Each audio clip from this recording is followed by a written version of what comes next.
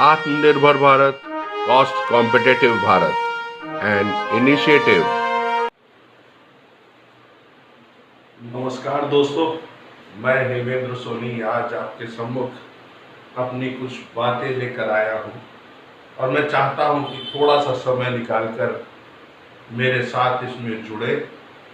मैं ये नहीं कहूँगा कि आप मेरे इस व्यूज़ को लाइक करें, शेयर करें या सब्सक्राइब करें, लेकिन ये ज़रूर चाहूँगा अगर आप मेरी बात से सहमत हैं तो कमेंट बॉक्स में लिखकर मुझको प्रोत्साहित जरूर करें और फिर आप चाहें तो लाइक, शेयर और सब्सक्राइब कर सकते हैं। ऑलमोस्ट 22 मार्च से लेकर आज तक लगभग 3 महीना 6 दिन बीत चुका है और इस विश्व ने और हम भारतीयों ने कई सारे फेजेस देखे। लॉकडाउन देखा, कोरोना वायरस का इम्पैक्ट देखा, लेबर्स का माइग्रेशन देखा, इंडस्ट्रीज का बंद होना देखा, गवर्नमेंट की लगातार आ रही रिलीफ पैकेजेस को देखा। बहुत सारे पैकेजेस के बारे में बहुत सारे वीडियोस आए, बहुत सारे लोगों ने गवर्नमेंट की स्कीम को लोगों तक पहुंचाने का बहुत अच्छा प्रयास किया। उन सब में जो एमएसएमई सेक्टर है, मुझको नहीं लगता कि जितनी बात एमएसएमई पर पिछले इन 3 महीनों में हुई है उससे ज़्यादा पहले कभी हुई होगी। बात हुई होगी तो उसके कारण तक नहीं गए होंगे, उसकी परेशानियों तक नहीं गए होंगे, बट इन 3 महीनों में हर एक ये जान गया एमएसएमई क्या है, एमएसएमई के लिए क्या पैकेजेस हैं, एमएसएमई को कहाँ से लोन मिलने वाला है, क्या रिलीफ मिलने वाला है।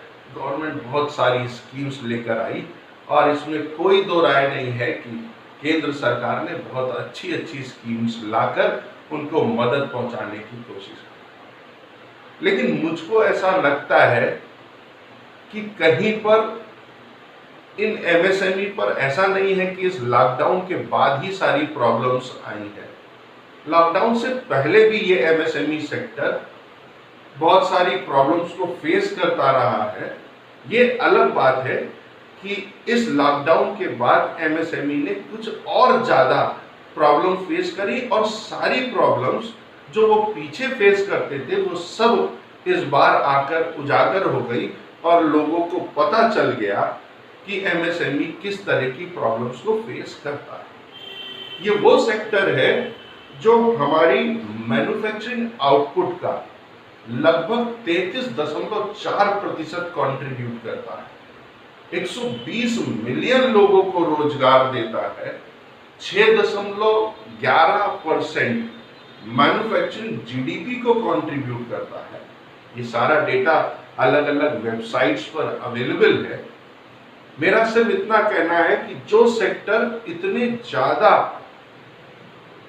प्रयासों के साथ देश की उन्नति में अपना योगदान देता है तो क्यों वो सेक्टर अच्छी तरह से कार्य नहीं कर पाता है। इतने पैकेजेस के बाद भी क्यों एमएसएमई सेक्टर्स में कुछ एक को छोड़ दे, मैं सारे की नहीं बात करता हूं, क्यों नहीं वो सरवाइव कर पाते हैं। क्यों ऐसा होता है कि वो एमएसएमई स्टार्ट होते हैं, चलते हैं, कुछ समय तक चलते हैं, फिर उसके बाद वो अपनी प्रॉफिटेबिलिटी को मीट आउट नहीं कर पाते हैं, फिर बैंक के कर्जों में डूब जाते हैं, फिर धीरे धीरे बैंक का पैसा उस एनपीए में कन्वर्ट हो जाता है या बैड डेब्ट्स हो जाते हैं। क्यों हमने इसके ग्रास रूट पर, मुझको नहीं लगता है किसी ने उस पर पॉइंट आउट किया हो। और ऐसा नहीं है कि जो मैं बात आपके सम्मुख रखने जा रहा हूँ वो बात किसी के ध्यान में नहीं आई होगी। हम सब उस कारण को जानते हैं, लेकिन उस कारण पर बात किसी ने नहीं करी है। तो मैं ये आज कोशिश करता हूं कि आपके सम्मुख अपनी बात रख सकूं। किसी भी एमएसएमई सेक्टर के लिए या किसी भी बिजनेस के लिए सबसे बड़ा प्लेटफॉर्म, सबसे बड़ी प्रॉब्लम क्या है कि उसका कस्टमर बेस मजबूत होना चाहिए। जो एमएसएमई प्रोड्यूस करता है वो प्रोडक्शन जो होता है वो बिकना चाहिए। और इसी बीच में चाइना ने हमारे बॉर्डर पर आकर जो उत्पात मचाया, जिसका जवाब भारतीय सेना बड़े शौर्य और पराक्रम के साथ दे रही है, लेकिन उसी से ही एक फायदा हुआ कि हमने चाइनीज प्रोडक्ट का बायकॉट करना स्टार्ट कर दिया और बहुत सारी चीजें ट्रेंड करने लगी, hashtag boycott China, hashtag boycott Chinese app, और हम लोगों ने उसका बायकॉट करना स्टार्ट किया। इसी बीच हमने ये सोचा क्यों ना एमएसएमई सेक्टर अपने प्रोडक्शन को बढ़ाए और उस प्रोडक्शन को हम घर में ही यूज कर सकें। लेकिन उन सारी चीज़ों में सबसे बड़ी प्रॉब्लम है कि एमएसएमई सेक्टर क्यों नहीं compete कर पाता है अपने ही घर के प्रोडक्ट्स के प्राइसेस से और ग्लोबल मार्केट के प्राइसेस से। क्यों?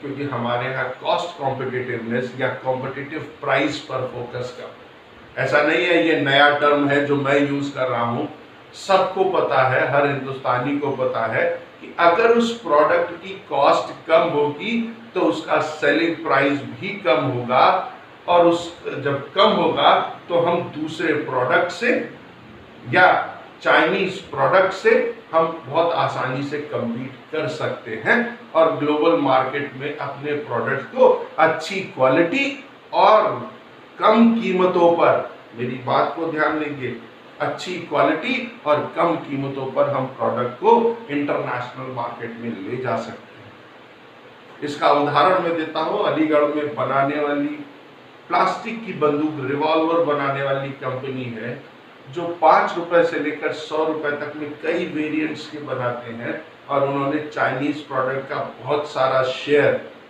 हिंदुस्तान की मार्केट से उखाड़ कर बाहर फेंक दिया था। तो ऐसा क्या उन्होंने किया? तो कॉस्टिंग सिस्टम हमारे यहाँ नहीं है, कॉस्ट कॉम्पिटिटिवनेस नहीं है। सरकार लाख मदद कर ले, आर्थिक पैकेज घोषित कर दे, लेकिन जब तक हम उसकी सही कॉस्टिंग टेक्निक्स पर, लीन मैन्युफैक्चरिंग टेक्निक्स पर, कॉस्टिंग सिस्टम पर फोकस नहीं करेंगे, प्रोडक्ट्स की कॉस्ट को असरटेन करने के लिए लोगों में जागरूकता नहीं लाएंगे, तब तक गवर्नमेंट के ये जो अथक प्रयास है उसको हम सही जगह तक नहीं पहुंचा सकते हैं जहां गवर्नमेंट चाहती है। इसमें कोई दो राय नहीं कि केंद्र सरकार की बहुत अच्छी मंशा है कि वो लोगों को मदद करे और एक आत्मनिर्भर भारत बना दे, और इस आत्मनिर्भर भारत को बनाने में जब तक कॉस्ट कॉम्पिटिटिवनेस नहीं होगी तब तक आत्मनिर्भर भारत का सपना पूरी तरह से पूरा नहीं हो सकता है। तो मैं आज एक स्लोगन के साथ आपके पास आया हूं, आत्मनिर्भर भारत, कॉस्ट कॉम्पिटिटिव भारत। ये एक मुहिम आज से मैं स्टार्ट करूंगा और डिफरेंट सेक्टर में किस तरह से कॉस्टिंग टेक्निक्स और उनका इस्तेमाल, उनकी अवेयरनेस पर ये कोशिश है। और मेरा आह्वान है कि मेरे जो लोग मेरे विचारों से सहमत हो मेरे साथ जुड़े और मैं इसको लेकर आगे चलना चाहता हूँ। इन्हीं में एक छोटा सा उदाहरण, अपनी बात को खत्म करने से पहले, एमएसएमई के लिए केंद्र सरकार ने बहुत सारी योजनाएं बनाई, दी, घोषित करी। उनमें से एक बताता हूं जिसमें 15% वेटेज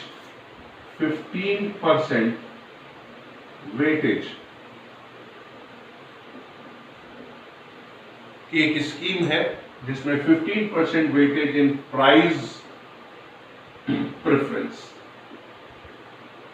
इस स्कीम को ध्यान से सिर्फ सुने।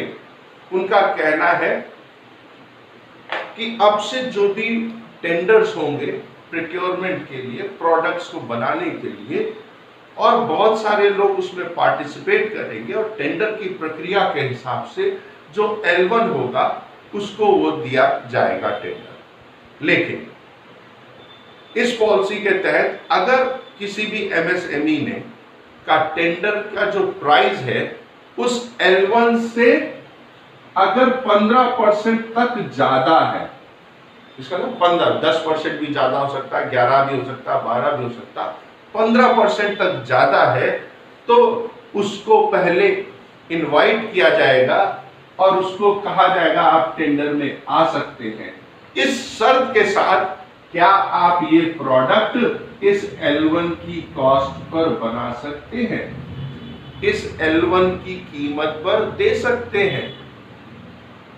मेरी बात को ध्यान से समझे। मान लें L1 X कंपनी का था 100 रुपए का, और एक MSME है जिसका प्राइस 112 रुपए था, तो इसका 12 रुपए जो है वो इसके 15% से कम है।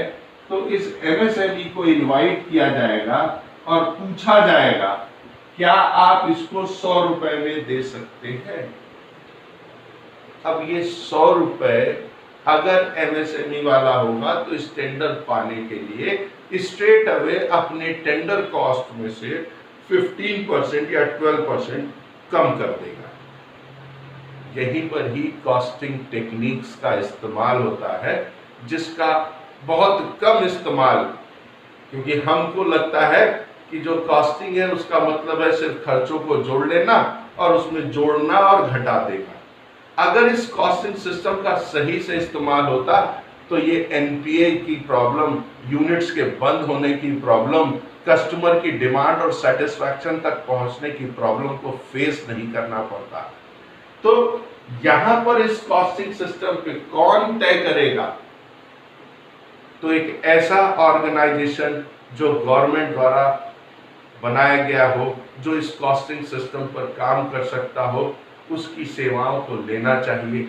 और कॉस्टिंग सिस्टम पर, तो यहाँ पर कॉस्टिंग टेक्निक्स की बात करें तो मेरा कहना है कि MSMEs को डिफरेंट तरह के कॉस्टिंग मेथड, जिसमें टारगेट कॉस्टिंग है, लीन मैन्युफैक्चरिंग है, कॉस्ट प्लस है, बहुत सारी टेक्निक्स हैं जिनके इस्तेमाल से वो इस काबिल बन सकते हैं कि वो मार्केट में compete कर सकें।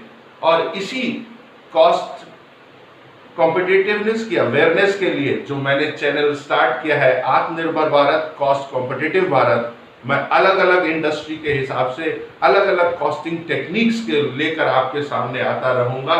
और उम्मीद है कि आपको मेरी बात पसंद आई होगी। तो फिर जरूर मेरे इस वीडियो को शेयर करें। मेरी बात से सहमत हो, ये मेरे अपने विचार हैं। अगर कोई असहमत हो तो मैं उससे क्षमा चाहूंगा, लेकिन सहमत हो तो मेरी बात को आगे बढ़ाएं और इसमें कुछ और इनपुट्स दें। इन्हीं के साथ thank you so much for patience here.